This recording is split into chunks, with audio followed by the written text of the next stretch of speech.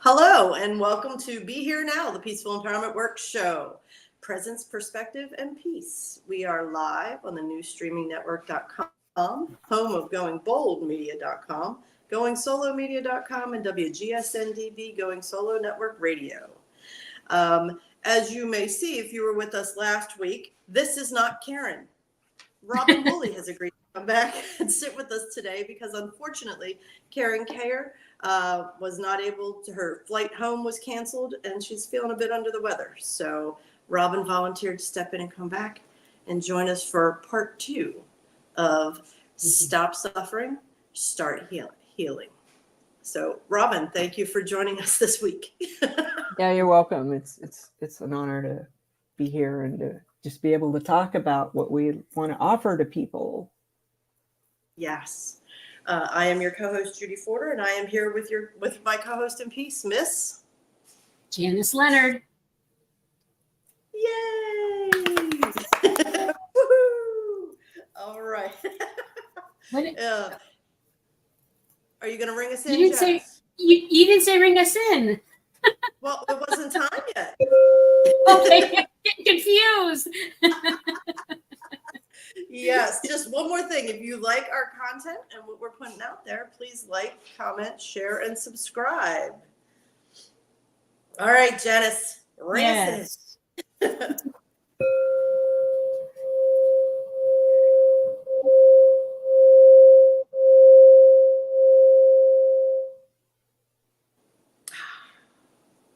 Beautiful. All right, we're going to roll right into it because last week we had to wrap things up really quickly. Robin has had amazing adventures, and we want to give her as much time to share as possible. So let's start with, what's it mean to you?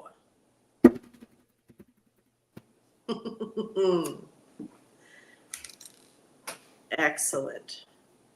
All right, let's hit that next meme, please. Unfortunately, I don't have my... Perfect. This is so true. When I'm driving alone, I like to turn the music up really loud like a badass. Until I get lost, then I have to turn the music off so that I can see better. It's so true for me. When I need to focus, it's like, shh, turn it down so I can see. I need to find the address. I know. It's like all of a sudden you're there and you're like, I don't even remember driving. Exactly. So yes, when I have to focus, it's I can't have many other distractions around. And my daughter likes to say it's a sign of old age, but whatever. We'll go with that. It could be related to your autonomic nervous system. Ooh, I love it. And we're going to get into that more later. Fantastic. Okay, let's go ahead and roll right into good news. What good news does Janice have for us today? I found another story on Facebook. This one was under the owner, I don't know, of Made with Love. And I'd like you to see it. Share this with you.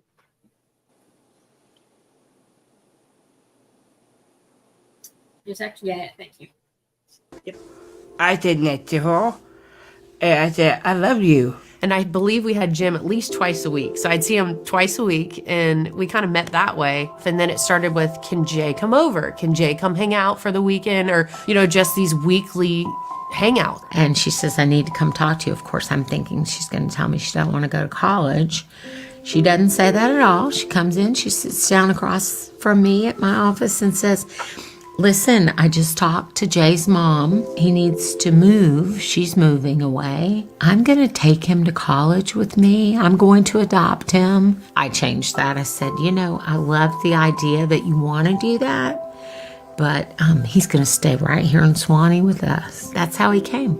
And it's been 10 years. I said, I love you, and I love your heart, and I want to be in your life. He makes every one of us a better person. Thank you. I have a special spot for adoption because, as you know, I adopted my granddaughter. And it takes a lot to take someone on, and the pure innocence and love you can get from some people with different abilities. And they took that in, and that girl right from the school. You know, how many people at school have peer pressure? You don't necessarily open your heart to people who are different or show that you want to. And she has right from the start. And it's just a gift to them. It's a gift to anyone who gets to have that kind of pure love being as part of their lives. Yeah. I love that beautiful story. Yeah, beautiful story. Awesome. Definitely a feel-good one. Mm. No doubt. No doubt at all. It's almost like you just want to breathe that in for a minute.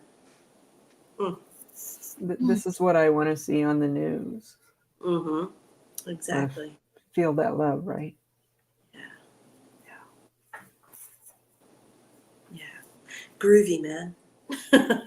Mm. All right. Wow. Great transition, though.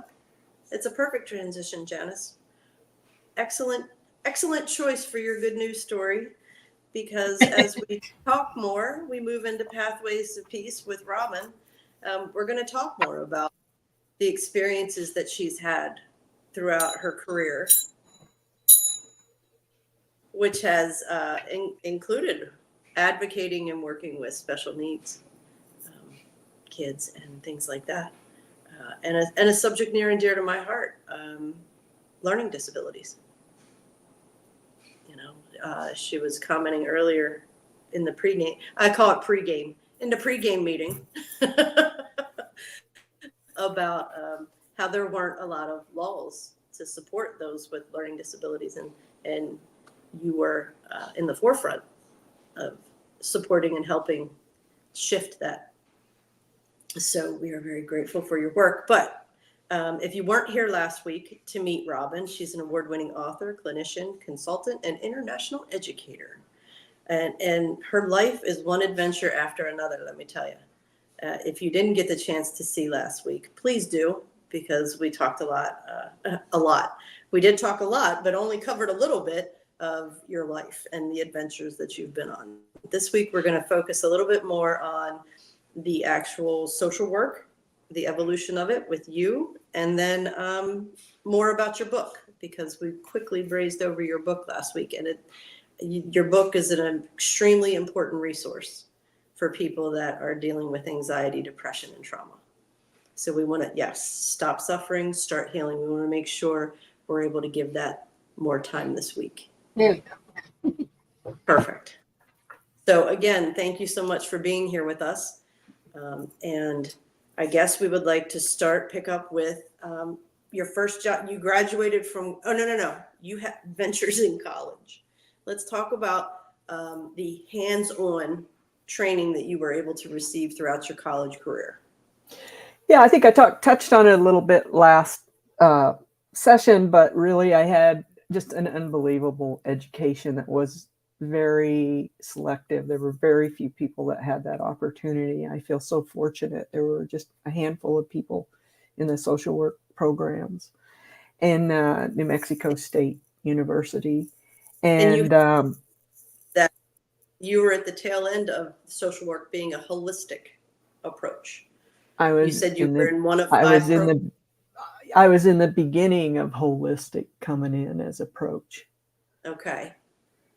And so it was a time when they were still trying to decide if they wanted holistic to be WH or HO for spelling. They weren't sure on the spelling yet. They went with holistic HO, but they were really kind of debating on that. But in my university, it was unique that we were trained with holistic technique, but it was also really unique in that we had a teaching learning center. And there were only 5 of those programs in the United States. And so the students got to run that program, and we had to do everything. We had to bring in money to support that program and create things for the community. And as social workers, we were really to look at our community and what the needs were, and develop and build services that met those needs that we saw as they were occurring in the community. So our programs were meant to be dynamic and present and supportive for the communities that we lived in. That's so important, because each community is unique and has different needs.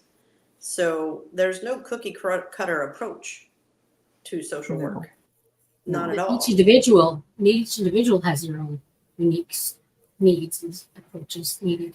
And the field of social work, it's just taken so many different turns. When in our training, we were I thought more of myself as a social health practitioner.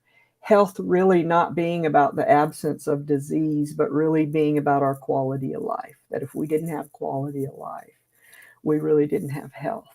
And therefore, in our communities, the issues that were happening for people was really a lack of quality of life. And so a lot of our looking at development was, what can we bring in that gives people in our community more quality in their life? I love that. I love that. Now, how has social work changed, in your view, from when you first started your education to now?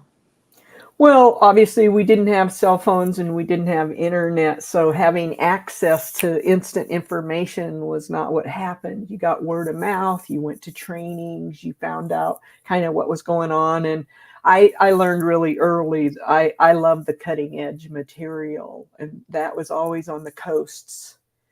It would be on the West Coast or the East Coast. And because I lived in the Southwest, things didn't often get to us very quickly. It came to the coast and then it sort of filtered out across. And so I always had an ear out. I always wanted to go for training and learn about new techniques to bring them back to the Southwest and apply those and put those out in our communities. So that was something really different, was looking at that. I was always interested in a more experiential approach. I realized early on that just talk therapy really wasn't enough.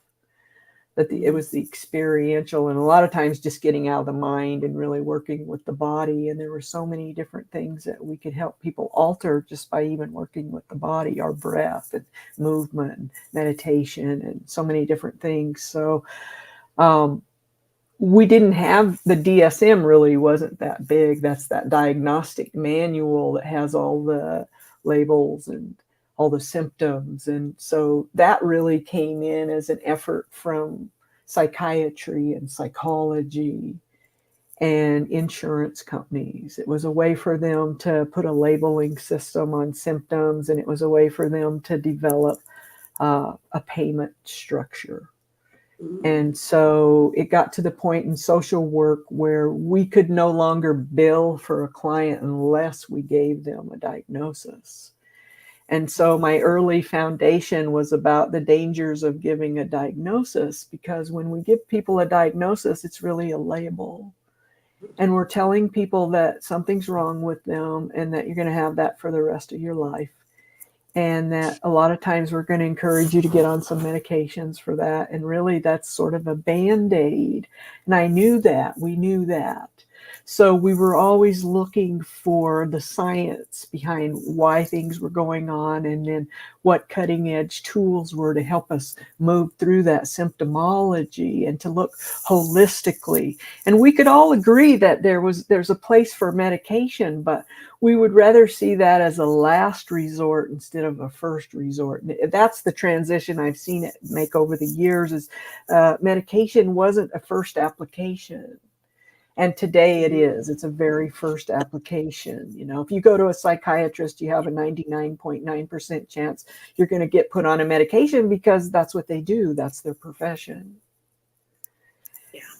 And so just That's a huge knowing that. And then language has changed. Like we watched this beautiful young man, and we used to call that mental retardation. And then we moved Down syndrome. And then we moved through that and we started calling it differently abled and differently challenged. And then we started looking into, now we're looking more at neurodivergent for people who are more on that autistic spectrum. And so our language has really changed over the profession. I see that as a big change, that language continues to change and how we identify people. And some of those older names, they were offensive. They were really belittling. Deaf and dumb. I mean, that label right there is just like, whoa, we really had that label. And so that right there is testament to what I'm saying about having a label and what that does to damage your psyche. So I never really wanted to give people labels and help make them think that I have something wrong with me for the rest of my life. So even today, that's something I talk with people about. And I really encourage people to look at this. Doesn't have to mean that you have to have this for the rest of your life. And maybe there's some symptoms you'll have to work with, but you don't have to have that label. Mm-hmm. Yeah. And then different waves of things came through. We didn't have the tools and techniques that we have today to work with trauma, anxiety, and depression. We just didn't have them. Mm-hmm. So those early forerunners in the profession, you know, they were doing, some people were doing hypnosis, and some people were doing biofeedback, and some people were doing yoga and Eastern philosophy and things that were coming in. And California always had Big Sur, and they always had their wave of consciousness. There were people experimenting with hallucinogenics. There were people experimenting with all kinds of different mystical and different out-of-the-box techniques and experiences that were happening along there. And then somatic experiencing started to come in. There were those forerunner people in that, you know, Peter Levine and just different people that started talking about the body, and Van der Kolk and how the body keeps the score, and all these really beautiful, yummy people. And I just want to thank all of them. I'm not going to say all their names, but they started bringing in this attention about what our autonomic nervous system's doing. If I go into fight or flight, or I go into that freeze, that's where my symptoms come from. And it's because that system is dysregulated, that if I can regulate that, those symptoms are more than likely going to be dramatically reduced or disappear. And so it changed the ball game.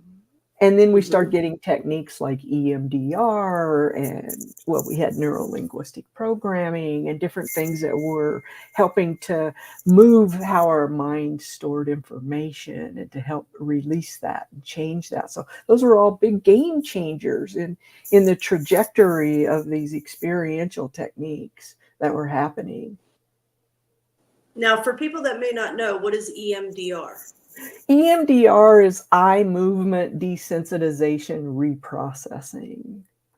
And it's a technique that it's used for everything, but it's been used a lot for post-traumatic stress disorder. And when we have something traumatic and we haven't worked through that, and we're having nightmares, or that seems to just be triggered and it's right here for me, it's a technique it doesn't happen 100% for everybody, but for the most part, it helps people to be able to process that information, and that information feels like that experience is behind me. I don't really think about it anymore, and I'm not having that trauma trigger from it anymore. Nice. It's a release of some of that. Nobody can take away from us what our life experiences are, and we really wouldn't want them to, because all of that makes us who we are. We really can claim all that because it makes the unique individual that we are. But some of those pieces that have been challenging, that are behind me, that I'm not being triggered by all the time, that's really helpful for our psyche to keep moving forward. And that's what Janice and I were talking about last week after the show when we met. We were fascinated by, you know, we were talking about trauma. The book is about, you know, healing trauma, part of trauma. And you talk about all your experiences, and we brought up, you know, well, have you had any traumas? And you were like, yeah. And you just rolled off a couple of them, like very matter of fact. And that's like a true testament to what the healing does for it, because it didn't take the experience away. There's just no emotional juice attached to it anymore. No, that for the most part, no. Yeah, for the most part, the fact that you just, you know, it's like facts. You're delivering the news. Mm-hmm. This is what happened to me, and this is what I've been able to move through. And sorry, go ahead. I was just going to say, I think that those experiences, because of the kind of person that I am, that I'm curious and I always want to be cutting edge and I'm always looking for what's new and what's working and what's happening and dialoguing. I had a real motivation to find those things because I wanted to take care of my own trauma. I was really trying to heal myself as I was going through this journey as well. And that's exactly what I was going to ask. As you were learning all of these new techniques, were you the first one you tried them on? I was, and I experienced all these techniques, and I said to myself early on that I would try these cutting edge techniques, and if they worked for me, I would keep them in my practice, and if they didn't do anything for me, they were out.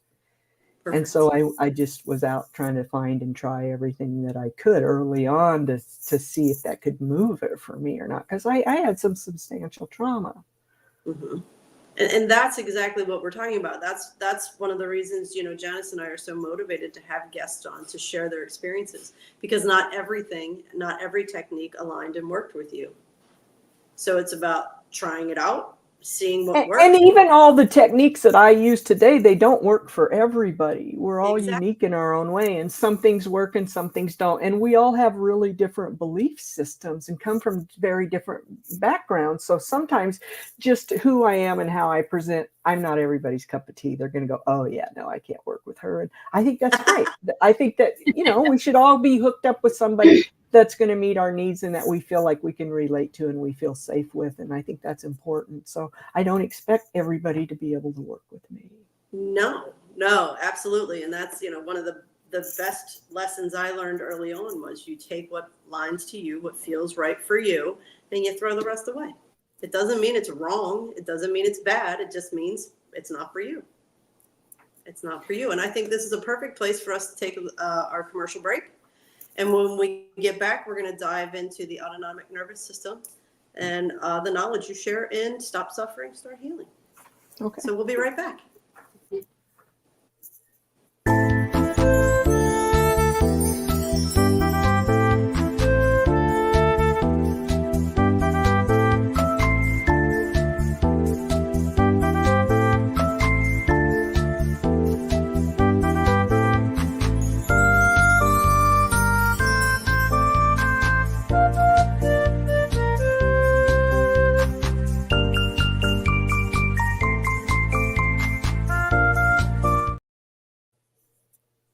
And we are back with Robin Woolley, co-author and award-winning author of Stop Suffering, Start Healing.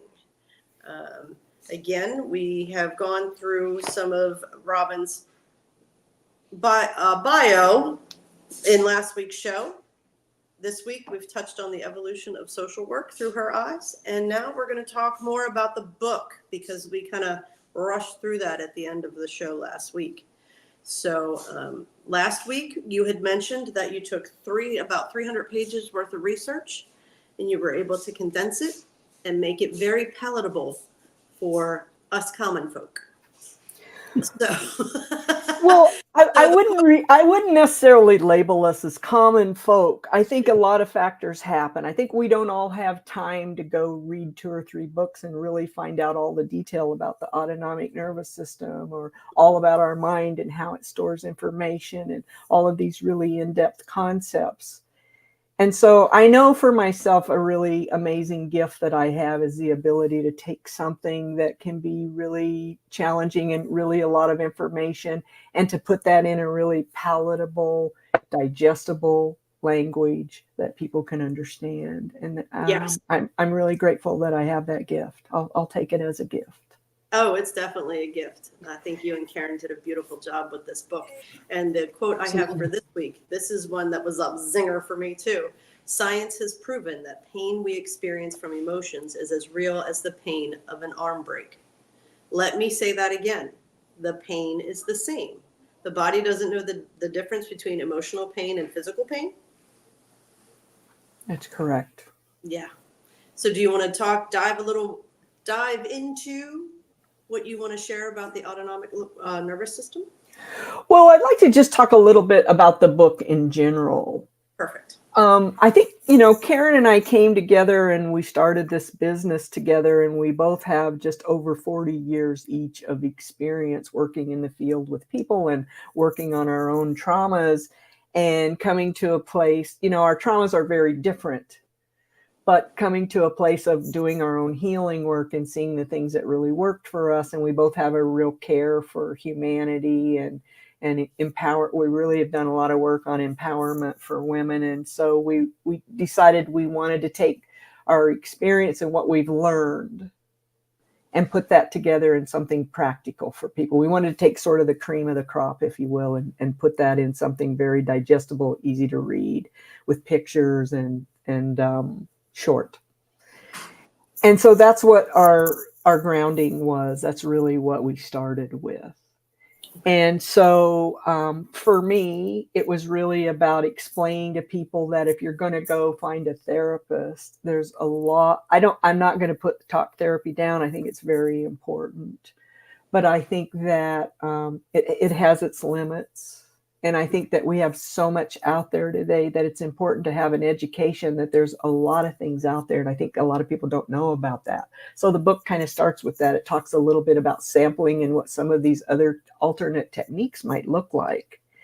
And it talks about really being able to feel safe and really being able to start where you're at and really being able to, whoever it is that you decide to choose to work with, that you feel a connection with them. We're modern enough today with online therapy that if we get hooked up with a therapist that doesn't feel right or doesn't work for us, we can find someone else, because there's a lot of choices in these big conglomerates that are offering therapists to people. Mm-hmm. And I think people who've been experiencing that realm, they're finding that out. Yes. So the big thing I always talk about when people come in is, first of all, I just talk a little bit about how our mind processes information as we're going through life, and we're experiencing experiences. When we experience something really stressful or traumatic, our brain really thinks in pictures and not words. So it's taking pictures of the worst part of these events and it's putting them in a file, if you will. And then all my negative thoughts about that situation are going in that file, the situation, but also a lot of times about myself. Oh, what's wrong with me? Can't I do anything right? I'm having all those negative self-thoughts. So that's also going in that file. So we all have these elaborate filing systems in our mind of all these experiences. So then as I'm just going through life, something triggers me.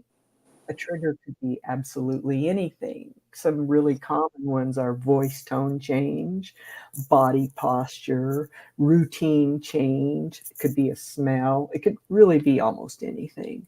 I get triggered. For whatever reason, my mind takes me out of the present moment and into one of those files.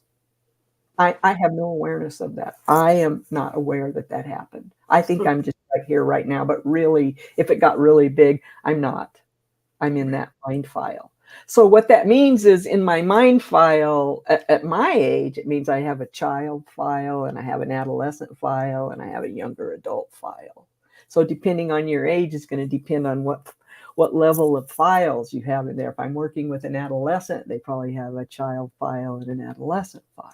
So kind of goes with us as we move through time. And it makes sense that if I get triggered and my mind goes into a file, what some of my behavior is and how I react to something because I'm in that file.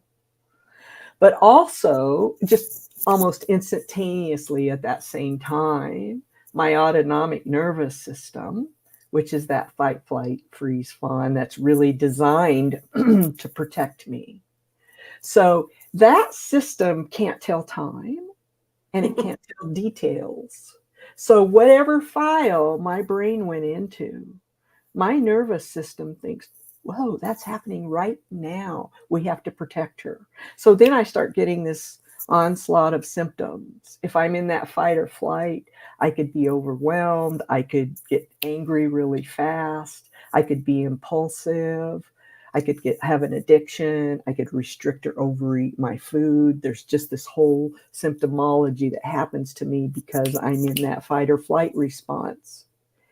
And then in that system, if it feels overwhelmed and trapped and like there's no escape from whatever that is, then it typically goes into the freeze.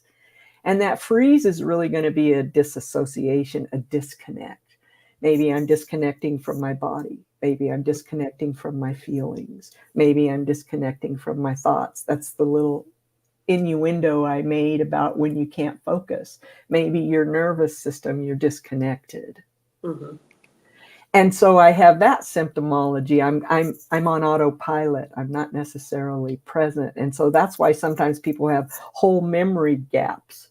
I can't remember whole parts of my life, or I can't remember what I ate yesterday because my mind went into that freeze state, and it puts a barrier there for me. Mm. And so that whole process, I get triggered. My mind goes into a file. My nervous system gets activated. That happens about 100 times faster than I can flip a light switch. So I'm not stopping that in my mind. Right. Wow. I'm not even choosing that in my mind. Really, I'm kind of hijacked by that whole process. Mm-hmm. So I think of it kind of like being on a roller coaster. I'm on this ride that I don't even know I'm on until all of a sudden at some point I snap and I go, I think I got triggered. I think I'm having some symptoms here. Like I'm having some anxiety. Like I'm having a hard time breathing, or some pressure in my chest, or my heart's beating really fast, or I feel really numb right now, or I feel really tense right now. And at that point, when I start recognizing, then that's really the point where I can do something if I have a toolbox. Mm-hmm. And so that's really what we wanted to give people in the development of this book. Half of the book is just to enlighten people about those processes that are going on. And the second half of the book is really about creating a toolbox for yourself so that if I apply those tools, I can start bringing those symptoms down. If I don't apply anything, I'm at the mercy of that system calming itself, and it could be hours, days, weeks. It could be different for different people. I don't want to be hijacked for hours or days or weeks. So if I start practicing something that can help me bring that down, that's really worth something. Absolutely. Yeah. And so that's kind of the crux of what was going on for us that we put this together. And of course, there's some mindfulness in there, and there's some breathing in there. And Karen is one of her biggest mentors has been Brene Brown. And so she put in a chapter in there about the rumble and really having some of these. We realize in society, we're not having conversations anymore with people about things. We're not making an effort to be humble and work on the really hard things, and make an effort to be present and work on those really hard things. And so Karen put in just a chapter with Brene's, just kind of encapsulating the priorities on some of Brene's work about really making ourselves available and doing some of that work to talk about some of these hard things. So all of those things are in the book. Yeah, it's a fantastic resource. I have a question. When you talk about the files, so I know for me, in my experience, those files, the first files that come forward, of course, are the self-doubt, the worthiness, the things like that. Are there also files that file good memories, good things that where we feel positive about ourselves? Are they in there too? I'm sure we have everything in there. It's kind of like this. I think of it like this. Obviously, we have good things, right? But those aren't usually the things, if we have a lot of trauma, that we're thinking about. Right. The trauma seems to take over. It's kind of like the situation where I give this amazing talk and 20 people tell me what a wonderful job I did, and one person rags on it and gives me a negative feedback and goes into this really wicked place. And then that hijacks me, and all I do is spend my time on that one person that gave me the negative feedback. I can't take in all of that positive feedback. So I kind of think of it like that. I mean, we really have a propensity to be working on those pieces that get triggered. The happy memories aren't necessarily the ones that get triggered all the time. No, not at all. So, what I've found in the work I do with clients is when we can do, you said, you're getting hijacked by the autopilot, when we can pause, there's so much power in pausing and asking the question, a simple question of, is this the reality that I'm experiencing right now? And just the pause allows that loop to pause so that we can think. And I think that once people recognize, they get from me, what they understand is I've got all this stuff going on and I'm going to tell you that's really normal. Mhm. And all of a sudden it's like, I kind of let my shoulders down. I kind of have a breath like, oh, I'm not really out there. I'm not the only one experiencing this. I'm not the only messed up one. It's like, oh no, this is what naturally happens to all of us, unless we have experience with it and we've practiced and moved out of some of these things that we no longer have some of those things happening so directly to us. It's a normal state of what happens to us. Yes. And another thing that I'm hearing we need to make a point of, you've said quite a few times that everybody's trauma is different. And I know that there are quite a few people out there that because their trauma is not as bad as someone else's, they belittle their own. Yeah, so let's talk about trauma for a minute. You asked me earlier about the movement in social work, and trauma is an area that's really moved in how we look at it. We used to look at trauma like whatever the incident was. Obviously, if I went to war and I saw a lot of death and I had these really extreme situations, we could say, oh yeah, of course, they're going to have some traumatic stress over that. That was horrific. There was torture. There was whatever those pieces are, right? But today we look at trauma really different. Today, trauma is about whatever happened, how that affects our autonomic nervous system. If it dysregulates our autonomic nervous system, then there's some trauma and stress in that, and it can dysregulate our system. And so what we know today, when I talk to people about trauma, a lot of people tell me, oh yeah, I don't have any trauma. But Exactly. I open up the experience of trauma, and this is kind of where my trauma comes in. I said, trauma isn't necessarily about abuse or neglect. Trauma could be like injuries, a traumatic birth, intrusive medical procedures, broken bones, car wrecks, losses of people, moving, all these different things can be traumatic. So then people are like, oh, I never thought about that. Right? That's exactly the point that I was looking for you to make. You can go through life thinking that you don't have trauma because you weren't abused or you didn't go to war. But we've all experienced trauma on one level or another. Yes. We have. And we all have different constitutions. Like the reason they had to change that concept about that was because 5 people could go through the same experience and they're all going to relate an experience to it differently. Absolutely. We've talked about this on the show before. I'm sorry, go ahead, Janice. Well, one of my challenges growing up has always been I grew up in the same household as how many other siblings, but I always felt like, but my reality was different than theirs. I always had a hard time validating myself, I guess, feeling validated because my siblings weren't the same way, didn't feel the same way. And that's going to be really normal in every household. You get everybody together. Everybody's going to have a different experience. Yeah. Yep.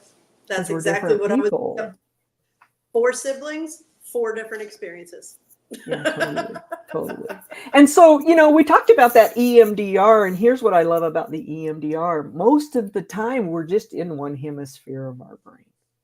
So anytime we're using techniques that kind of cross this midline, we used to do these games, right, where we cross that midline. We don't do any of those games anymore, and it used to keep us in whole brain processing. So that EMDR, there's different techniques, but there's a tactile and an eye movement, right? And the eye movement is you watch my fingers move across the screen. And in doing that, I'm crossing that midline.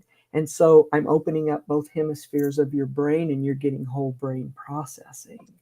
And when we get whole brain processing, we're able to get some of that memory back. We're able to get some of that detail back, right? And so EMDR has a profound way of opening up both hemispheres of the brain. It gives an opportunity to revisit that experience, maybe in a little different way. And then it helps to move that experience to a place where it's not in that trauma zone anymore. Excellent. Okay. So since we're talking about EMDR as a tool, what are some other tools? We again brushed through them really fast at the end of the show last week. What are some other tools that are in the Well, I book know our that you time would- is really limited. I think probably the most important tool I'm using right now for myself in the practice is once, obviously we do some somatic work in EMDR and different pieces for people. I'm pretty eclectic when I work on somebody, but I really like and I've kind of put this together myself. I really like what I'm doing with bilateral stimulation. And bilateral stimulation is where we're doing something on one side and then the other. We're not doing it simultaneous, we're alternating. And that's again opening up both sides of my brain when I'm alternating. So that makes it bilateral because I want both sides of my brain to click in. So if something's happening to me and I'm having a hard time processing it, I can start tapping that out and thinking through it, and it's going to open me up into whole brain. It's processing so that I'm thinking about it better. That helps me in my own resources to get that online. So do you literally mean you just go one hand in the next? Yeah, I'm doing some work with that, and sometimes we're doing some eye movement with that. I mean, there's different techniques, but then also with that, we're really looking at when we have habits, it's neural network pathways in our brain. And I think of them like dirt roads with really deep ruts. Those habits, they're so deeply ingrained, we can't get out of them because we're entrenched in it. So really, we don't want to repair that road. We want to build a new roadway, a new neural network pathway. And so What a great visual. That's a great visual right there. That is fantastic. Yeah, right. And so I help people look at getting both hemispheres of the brain going and then writing a script. And in that script writing, we're looking at, I'm going to identify what the problem is. I'm going to identify exactly what's happening to me with my feelings, with my thoughts, with my symptoms. I'm going to describe that for myself. And then the third piece, which I think is the most important, I'm going to see myself right now, presently, being successful with whatever's happening to me. And I'm doing that script while I'm doing the bilateral stimulation. And all of that is helping me to develop that new neural network pathway. Lay that new road. Yeah. So, we got to keep developing. We have to keep being conscious with what we're working with. And it kind of takes a life of its own. It just keeps developing. Yeah. And, Wow, and none of this information is necessarily new. I'm just applying it in a certain way that I've been using that I find works really well. And so there's other people I'm sure who use it in different ways, but the bilateral stimulation, it's potent when you hook that up with the dynamic of identification, but also seeing yourself being successful. Mm-hmm. That's the key piece. Yeah. And then after I've done that for a period of the time, all of a sudden that starts just computing for me. Something happens and I'm like, I just get a download on, oh, this is what's happening. Then all of a sudden, I just see all the things that are happening to me. Then I just automatically see, oh, this is what I have to do. Oh yeah, of course I can do that. Oh yeah, I just see myself doing it. And then when that's happening automatically, then that's my indication I'm on my new road. Yeah, definitely. Definitely. The patterns, the detrimental, painful patterns that are there can be rewired. Mm-hmm. That's laying the new road, but starts with awareness. If we don't know what's happening, then we don't know. We don't know. We have a friend that says we don't know what we don't know. Exactly. So, and it's that awareness is the first step. And so to me, that's part of my job, is talking to people in a conscious way, helping open up that awareness, educating people about, it's really a lot of science. There's no mystery to this. There's a lot of science that's happening, and talking about that and what's normal about that and how that interfaces with us and how we can learn to have more release and acceptance and control and work with those systems they're just happening. It's a normal thing that happens. Excellent. So if somebody wanted to work with you, how could they contact you?